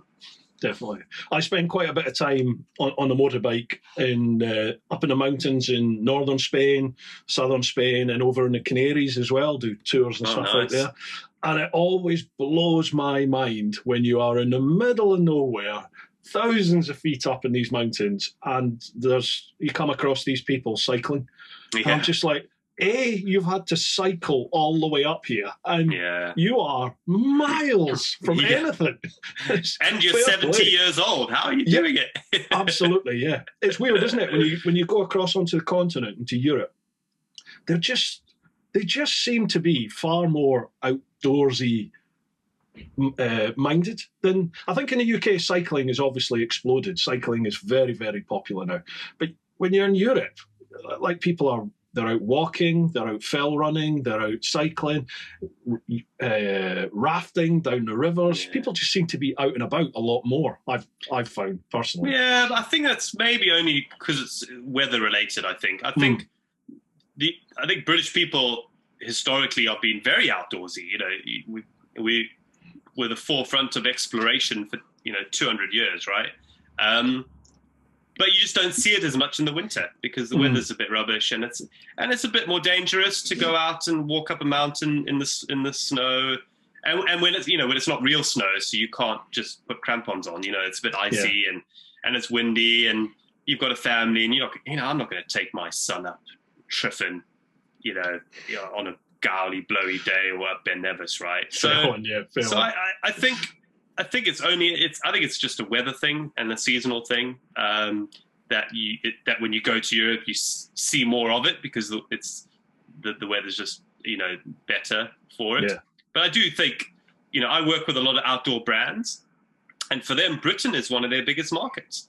Is it? Genuinely is. My Echo, my shoe sponsor, for them Britain and America, they're on a par. And I'm like, how? We have 60 million, they have 250 million. And they're like, no, Britain is a huge market. People love the outdoors in Britain. Wow. So I think Britain is amazing. I think we're up there. I think we have the best maps in the world. Ordnance Survey maps. They're by far the best mapping I find in the world. And we've just got this resilience of like, it's cold and miserable, but I've got a cup of tea, so I'll be fine. And in Scotland, the right to roam is great, and it only works in Scotland. I don't think it could work anywhere else. And it allows people that freedom to go out and explore, which is great, Yeah, definitely. I can't wait to get back. I've got to say, as soon as we have the freedom of travel, well, myself and I think 3/4 of the population of the country are going to be heading up to Scotland. Yeah, I know. It's going to be it's a bit of a worry. All the environmental people and the national parks are a little bit worried that's going to be a bit of a coiled spring at the moment. And I think most people will be respectful of the environment and not overuse paths and stick to paths and things like that, and not cause erosion and litter and things. But I hope people are a bit more respectful, because it's certainly going to be, I think we're going to be traveling a lot more in the UK, which is great, but it's also going to come with some downsides, unfortunately. And I think my advice for people is just try and go to some places that aren't the obvious popular touristy places. If you're going to go to Keswick and the Lake District, don't just walk up Cat Bells. There's loads of other amazing mountains and hills you can walk up, and there's loads of other places in the lakes you can stay in. The West Lakes is amazing, but it takes that extra hour and a half to drive to, so people don't go to it. But West Cumbria is great. I love it, and so I think that's what people will do. I mean, I'm even looking at a caravan. I'm like anti-caravan man, but my wife's like, a caravan would be good, and I'm starting to think, maybe you're right. Maybe a caravan would be a good idea. I'm exactly. I think it must be a maturity thing, Sean, because I was the same. Caravans were the enemy, weren't they? And now you look and you think, maybe like a motorhome. That would be a great idea. Just the freedom. Except I've sort of said I'll only do a caravan if it's an Airstream. And obviously that's great because it's just out budgeted us anyway. So we're like, well, we can't do it now. So instead we bought a massive bell tent, and actually I think that's quite a good compromise, really. So just a big bell tent. Those round sort of it's not a teepee, but it's kind of like a teepee. And you can stand up in it, and you can have a log burning fire in it and everything. So that's now our caravan, which means when we go camping with the little one, you can walk around the tent and you can sit and read if the weather's bad, and and it's not that noisy like nylon. It's canvas, so when the wind's blowing, it's not ta-ta-ta-ta-ta, and our son can sleep at least if it's windy, and and it looks cool. You've got my wife, we go to town, we got like fairy lights and Tibetan prayer flags, and we've got a toilet tent, a little pop-up toilet tent, and I take a full-on gas hob, like a massive gas hob with a full-on massive, like LPG gas canister with us as well. We have a little an electric shower which plugs into the Land Rover. Bloody hell, seriously. And sucks water out of a bin. So, we're boiling the water on the fire, we put it in the bin, we've got a hot shower, which hooks onto the back of the Landy. It's great. We love it. It's great for children, that sort of thing. So definitely. I mean, when you're doing all your adventures, that one where you cycled across Europe, I remember I think you were in Russia. You were on the last leg heading towards Ufa, and I remember you were finding somewhere to sleep, so you literally just crawled into the storm drain under the road. Oh, yeah. And went to sleep. And I was watching it going, you get eaten alive by mosquitoes, and there's bears out there as well. Yeah. I mean, most animals are scared of humans. That's my thinking anyway. But storm drain. So these records, I only broke the Europe record by 20 minutes a day. Wow. You can easily waste 20 minutes setting up camp at night. Absolutely. Especially if you're going down side roads for too far and you're not getting any distance on a side road, towards the record. And that's the thing. And drain pipes are perfect because you can be right on the road, out of sight. No one knows you're there as long as it hasn't been raining. and you're usually fine. And yeah, I have to say, you get one of the best sleeps. I always sleep with earplugs and an eye mask on my adventures, just so I don't get woken up by frogs and rats and things, and then kind of annoying. But yeah, drain pipes are great. I'm a big fan. And I'm not the only one. Like Mark Beaumont will swear by them as well, Yeah. I remember one time I was right over in eastern Russia, sort of halfway between, I reckon I was sort of halfway between Chita and Vladivostok. So it's right over in that, just nothing really out there. And I found this little wood off of the road to camp in for the night. And it was right near a big pylon, at the foot of a pylon. I thought, right, okay, I'll sleep here. So I went to sleep, absolutely shattered, and I woke up in the early hours with loads of lights and the sounds of like Russian men all round about me. And I was like, oh. And because I'd camped way off the road, I'd left everything on my bike. So my wallet, passport, everything is in my sort of tank bag, sat on the tank of the bike. And I was like, oh, no. And they were really close. They were literally outside my tent. So I thought, I'm going to have to stick my head out. So I'm in my pants, and I literally unzipped, stepped out, looked into the lights, gave the big thumbs up, and I was like, you all right, everyone okay? And they started saying, oh, English? I was like, no, Scottish. And then the whole mood changed. They were like, Scotia. So one of them spoke a bit of English, and I had a map drawn on the back of my helmet, so I showed them what I was doing. So they all, had a laugh, and I did it on a sports bike, so they're looking at this sports bike and stuff, and they were like, "No, it's fine. We're here to build the road. So we need to do some work. You go to sleep, but it's going to be noisy." So I said, "No problem. I'm tired." So I got back in the tent and went to sleep. And I was aware there was a load of noise and the ground was rumbling and stuff with the heavy vehicles. And I was just slept because I was shattered. I woke up about 4 or 5 o'clock, unzipped the tent, and that beautiful wood that I went to sleep in had gone. They'd literally... Really? They'd floored the entire forest and left like a little island of green around about me, my bike and my tent. And now it was just mud. So I've got out, packed everything up, packed my tent up onto the bike, and now I had to ride this sports bike through the mud down to where they dug the road up and they were resurfacing the road and everything. Yeah. Oh, and they just wanted me to wheelie as I, as I went away. I was like, no, it's not happening. It's not happening. That's one of the most surreal experiences, just waking up and the whole forest is gone.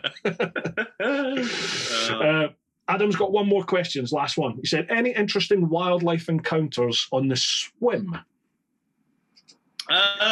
Seals and dolphins all the time. Yeah. And the seals were really inquisitive, and it was great. Like this one time I'm swimming along and there's a seal swimming next to me. And when I went up to breathe, he would come up and breathe with me, and we'd look at each other out the water. And then when I went back down, he was under the water, and we sort of did this sort of next to each other.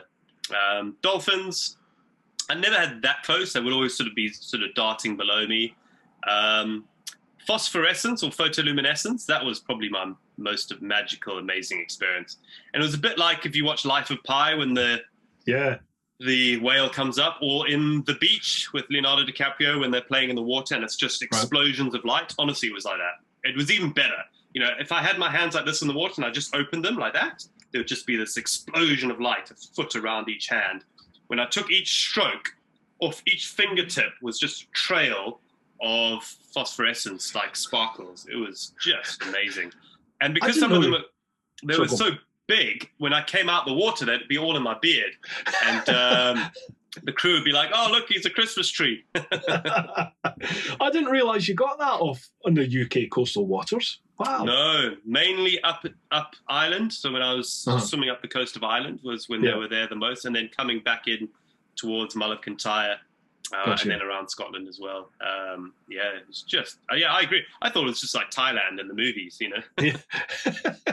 Now, the swim with the wildlife, that's where the beard comes into play, isn't it? Because of jellyfish. Is this true? Oh, jellyfish, yeah. I mean, I don't consider them wild. I don't consider them wildlife. They're just the enemy. I mean, anyone who's done the swim, Ross Edgley had the same thing, is just getting stung in the face by jellyfish. And, like any swimmer, I was clean shaven to start, and then I went a couple of weeks without shaving, so I didn't feel I needed to shave every day. I get a rash when I shave anyway. And I soon realized that actually where I had a bit of facial hair, I wasn't feeling the pain as much. And it basically, because the beard stops the jellyfish hitting your skin, right? So from that day on, I just thought, right, I'm just going to grow this anti-jellyfish protection beard. And yeah, it worked. You know, it was great. And I think it now gives me superpowers. Well, and the ability to hide Argos pencils. Yeah. A beard automatically increases your awesomeness by about 20-fold. So, and I'm stuck now because my wife's. When I met my wife, we had this rule from day one. We weren't allowed to Google each other, or look at search each other online. We only became Facebook friends after we were married, which was nice. It means you can't. Well, it's nice for me because I'm way cooler on the internet than in real life, so I didn't want it to get a false impression of me and then be disappointed. So she met me with a beard. She has no idea what it looked like without a beard. Right. And I'm worried that if I shave, she will no longer fancy me. So my wife's been with me throughout this whole sort of adventure. So we were together before I went and did my trip, actually. So I grew my beard on the trip. Okay. So she knows what I look like without the beard, but funnily enough, she prefers me with the beard. So, so she's like, no, don't shave it. Don't shave it. Yeah, nice. Dude, that's like an hour and a half. Are you okay for time, or are you done? Yeah, I'm good for a bit. Yeah, you okay? For a bit. Yeah. We've covered all the Patreon questions, so there's a couple on Instagram and a few on Facebook. So we'll just crack through some of them. So this is across on Instagram. It's at TeapotOne at Insta. First one, official Mr. Fish. My question is, what tips would you give to Bruce, seeing as he's now committing to his cycle around the UK on the podcast?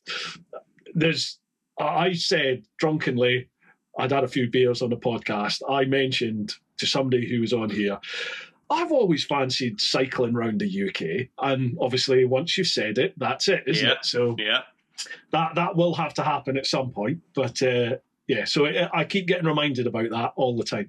So the sort of official on the edge round the 5,000 mile route. Yeah, the coastal path sort of route. Yeah, that type of. Okay. Yeah. Devon and Cornwall is very hilly. Yeah. It's all very hilly, actually. Tips, you just need miles in the legs. To do multiple day cycling on hilly bits, you just got to get the miles in the legs. And actually, depending on, I would use a gravel bike with road tires, more road-ish tires than gravel tires, but with gravel gearing. For the hills, like genuinely, I had just normal road gears, and I was pushing up the hills. I was also on that bamboo bike, which wasn't ideal anyway. But still, it's so hilly, like it's almost mountain bike, especially if you've got panniers and you're doing it self-supported.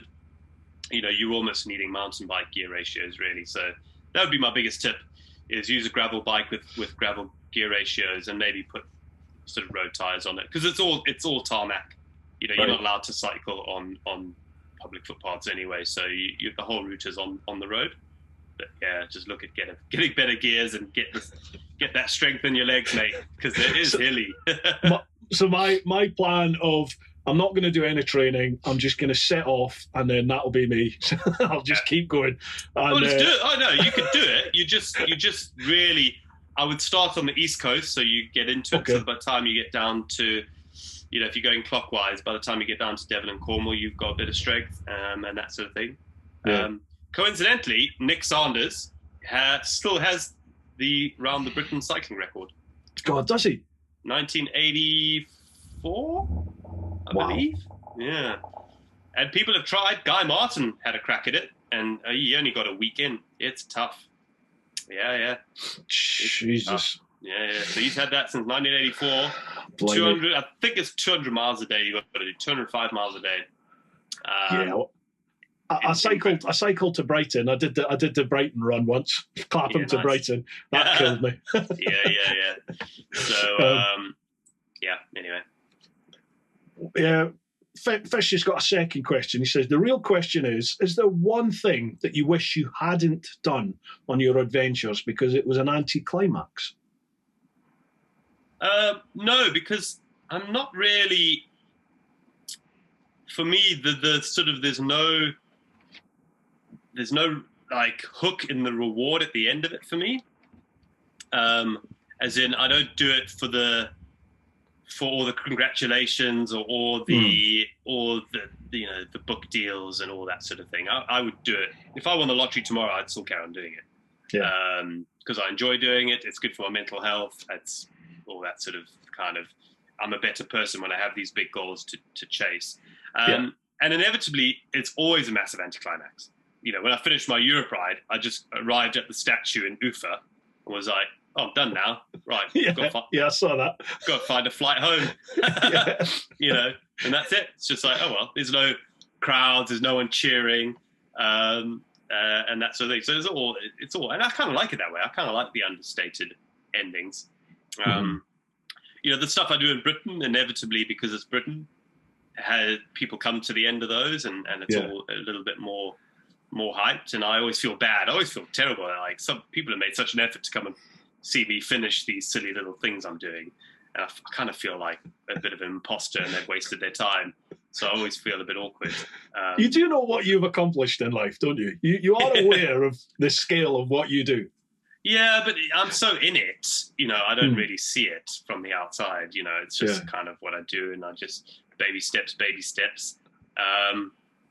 And, you know, because it's been 10 years now, you know, I've been doing it for 10 years, and, you know, people only see the highlights, but I've been doing the grind for so long that, you know, it's hard to get objective, I guess. Yeah, no, I get that. Josh Hoole, 46. I met him in St David's whilst he was passing through on his bamboo bike on another record attempt. Great guy. Could you ask him, what's it like getting stopped by well-meaning strangers when you're trying to do a record attempt? So it's great because actually there was no time limit on the triathlon, other than a self-imposed time limit, and other than a time limit which meant it was legitimate. You know, if I'd taken 3 years to do it, people would be like, yeah, whatever. So yeah, I love it. It's great. Yeah, it's absolutely great. It's never been an issue because I've either been so far ahead of the record that I'm doing that stopping for 5 minutes didn't actually affect anything. And actually, it's given me a boost in my morale. So I love it. Bring it on. Yeah. I mean, mine's nowhere near in the same space as yours. I don't do record attempts or anything like that. But for what I do, I love the social interaction. You know, like just meeting people when I'm out and about on the bike and going places, and people follow on social media and go, oh, if you're going here, come here, I'll meet you there. We'll go for a brew. And I love the whole social side of it. But then I'm not trying to set any records or anything. Yeah, exactly. Bungie HRMV. Question for Sean. What was the first meal you had following each of these amazing efforts? Surely something pretty special, or were you too tired to care? Big bowl of salad. Seriously? Yeah. Desperate for green vegetables, fresh veg, fresh fruit, fresh salad. Because I'm just living on like carbs and like service station food mostly. I'm just craving like a nice big bowl of salad. I was expecting you to say a big steak or something like that. Yeah, I mean, I do enjoy it. That's probably my second meal, is when I have a real choice and I can go to the supermarket. But the first thing I just need is like fresh fruit and veg. Yeah. Mainly fresh veg. I don't really have a sweet tooth, so fruit I feel is a bit sickly sometimes. But but then when I get home, steak, broccoli, cherry tomatoes. That's it. No carbs, nothing else. Yeah, happy days. And a whiskey. Highland Ewan, one for Sean. How did you stay motivated on the days when you were running on empty? It's amazing feats. Well done, sir. We kind of touched on that. Yeah, we touched on that with my 5 pistons: food, water, sleep, muscle management. Yeah, gotcha. What else do we have here? So I'm just there's a lot of people saying amazing achievements and congratulating you on what you've done. Where are we? Meagley 1. Is it true that all endurance cyclists have to be certified insane before being allowed to embark on their nut squashing journeys? Or does it help? I don't know. I think we're normal. I think everyone else is insane. I don't know. Yeah, no. I genuinely think doing endurance cycling challenges is just not normal, because of course it's not the most popular choice for people to do, but I still think there's quite a lot of rationality around doing them. And I think the only reason people haven't done them is because they haven't tried to do it. Yeah. You know. So yeah, I don't know. Are we insane, or is everyone else insane? There's a famous, I think it's a famous Tibetan proverb or Chinese proverb maybe, where they say, soon everyone will be mad, and if you are not mad, you'll be considered mad.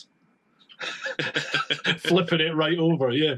What were you like then before you did this in your old life, where you had the job and your own business and stuff? I mean, what did you do for kicks, or were you just working all the time? Yeah, I was just working. Yeah, I mean, that's the problem. I just didn't do anything for kicks, and because I loved my job, truthfully.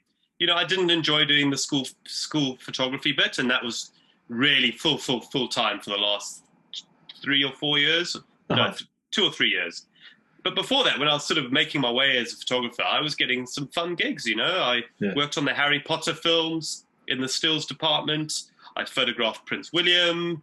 I had some really fun gigs as a photographer in the early days. So yeah, and that was my kick, really.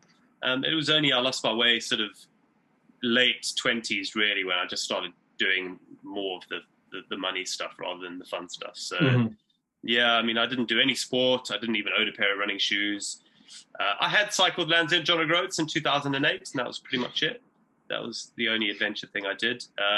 But were you a keen cyclist, or was that just something that popped into your head and I had to do? I did Land's End John O'Groats. I had no bike before that. I did Land's End John O'Groats. I got back from that vowing that cycling was going to be my new thing, and I was going to cycle every day for the rest of my life. Yeah, and didn't cycle again for another 4 years, I think. So yeah, it was I don't know. I just got caught up with life and earning money and paying bills and stuff, and chasing the wrong dream that I thought was the right dream, but it wasn't the right dream. Gotcha. It's hard to know. Last one of the Instagram questions. Mr. Revbomb, question: what part of your journey or journeys do you find the hardest, or have you found the hardest? Everything you've done so far, hardest bit? Getting to the start line, all these adventures, records especially, cost a certain amount of money. Yeah. Trying to raise the funding for that, trying to get fit enough, all the training, trying to sort out the logistics. People always ask me, so what's your team like? So there is no team. Like, genuinely, I don't have anyone. I used to have a guy, Steve Mellor. He used to help me with a bit of nutrition stuff back in the day for my Round the World. So back in 2011, 2012, he would give me advice just over email and phone. There's another guy, Mark Cleantus, who's sort of an Iron Mate Mark, who's done loads and loads and loads of Ironmans. He would give me a few little tips, little things here about, especially with recovery and stretching and tennis ball massaging in my hip. So I have quite a tight abductors and stuff. Other than that, there's no one else. There's no doctors. There's no training. I don't have a coach. I don't have a trainer. I just do everything myself. So, and that's why I choose to do it that way. And I enjoy the challenge of doing it solo and all by myself. So yeah, getting to the start line is always difficult. Once I'm sort of like on your marks, get set, go, then it's easy for me now because I know what I'm doing. But getting to the start line is always a hard one. Yeah, absolutely can relate to that. We've touched on this round the world attempt a few times, and you're typically blasé about it. Oh, I didn't make that. But you still, for people that don't know, you'd done 4,000 odd miles and then you got run over by a truck. Is that right? You were involved a pickup truck, like an American-style pickup truck. Which basically broke your back. Yeah, I got a compression fracture in my spine, which it's a fracture, but for me, it's not a real fracture. But then it is a real fracture. But so the record was off. Home. Yeah, but then I carried on because the injury wasn't bad enough for me to not carry on. It was paid for, and I had to take painkillers and that sort of thing. And I had a neck brace for a bit, which kind of didn't really work on the bike. But yeah, I mean, it's weird. No one really asks me about my round the world cycle anymore, which is weird. The Seriously? thing that kind of gets forgotten is the fact that I actually cycled around the world once. And maybe Sean, because you cycled 12,000 miles with effectively a broken back, fractured spine. Yeah, I know. But I was going slowly, so maybe it wasn't as interesting to people anymore.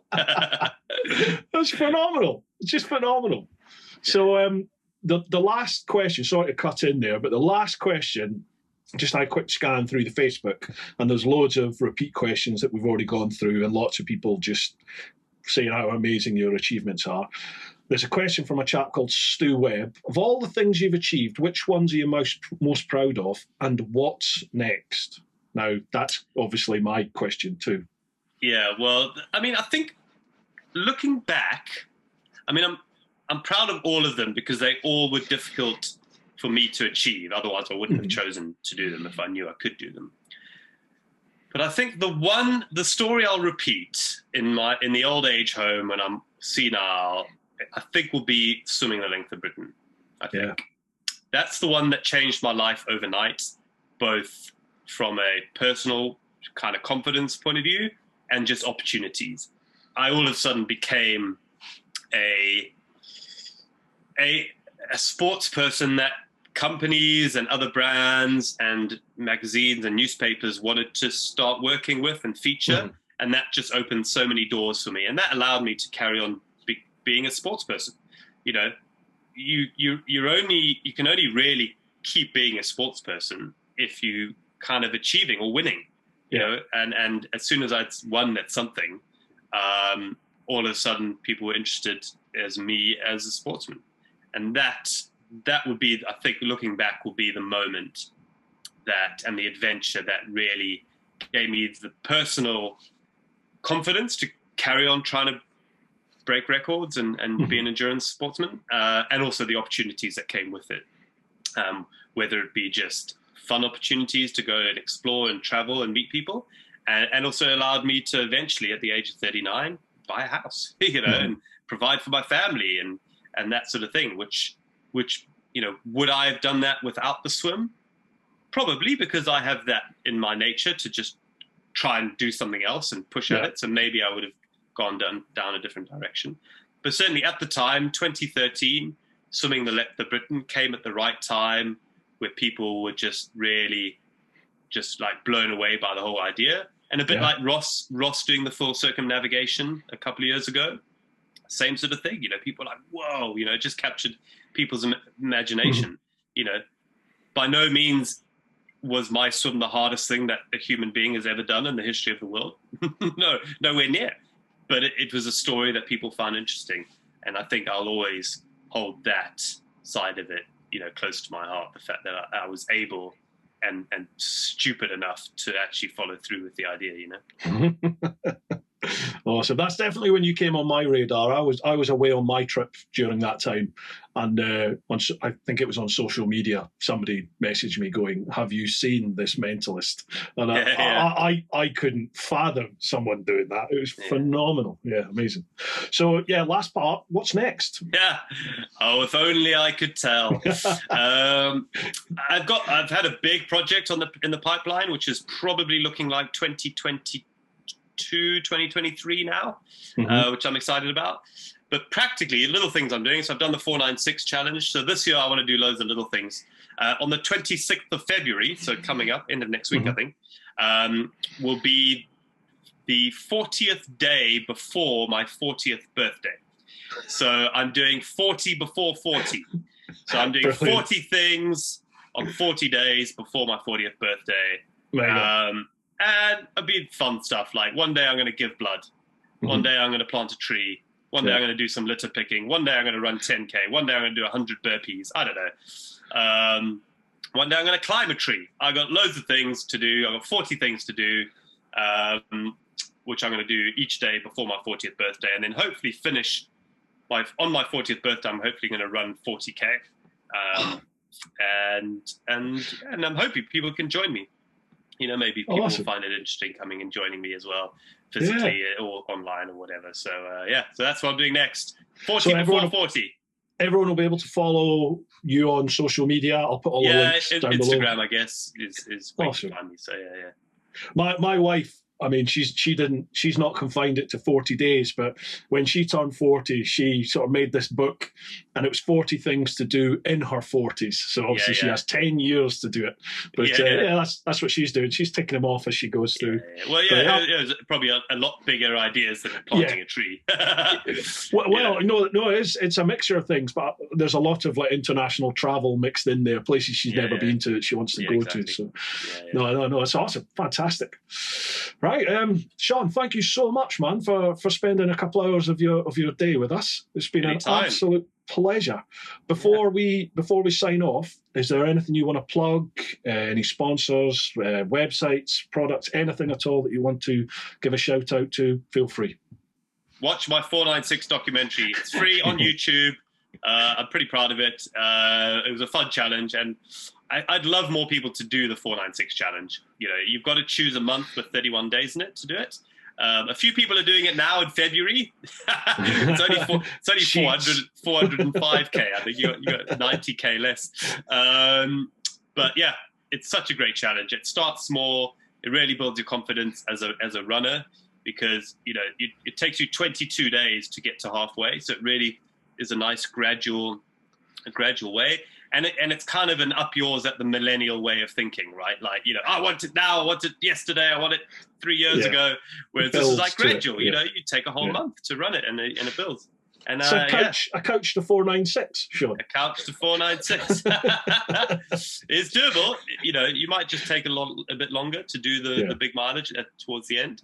But yeah, check the thing out, 496 Challenge YouTube. And I'd love for other people to have a crack at it. So March, we can do it in March. Fantastic. It really is. As a fat bloke, it is quite inspirational to watch. It's on YouTube. You can watch it now. There'll be links down below. And it does. Sean is one of those people that makes stuff look effortless, and you look at it and think, "Oh, I could try that. I can do that." So go for it. Follow his socials as well. His Instagram's great. Sean, thank you so much, man. Really do appreciate it. Anytime, mate. And next time you're in Wales, give us a shout. Spot on. Be up for that. Right, folks, as always, thank you very much for joining us for a few hours here. Hope you've enjoyed this one. As we always say, as I've been saying for the last year and a bit now, we're nearly through this. I promise you, we are on the homeward stretch, definitely. So keep on doing your thing. Look after those that you love, but get on out there whenever you can and live your life. Woo-ah!